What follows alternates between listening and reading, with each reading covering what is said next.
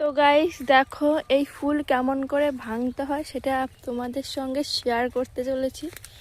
ওই যে আমার মা ভাঙছে ফুল, নতুন জমির ফুল তো প্রথম ফুল, তাই এরকম ডান্ডি সমেত ভাঙতে হয়। এই যে এমন করে গুনে গুনে ভাঙতে হয়। যে আমার মা ভাঙছে, চলো গাইস দেখাই তোমাদের কি করে ভাঙছে। তো গাইস দেখো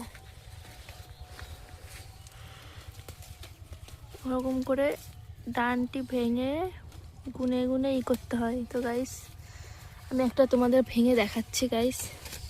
এই যে একটা ফুল, এই যে একটা ফুল, এই ফুলটা এখন আমি ভাঙবো। এই যে ডানটি দিয়ে এই যে ডানটি ধরে এরকম ভেঙে দিলাম।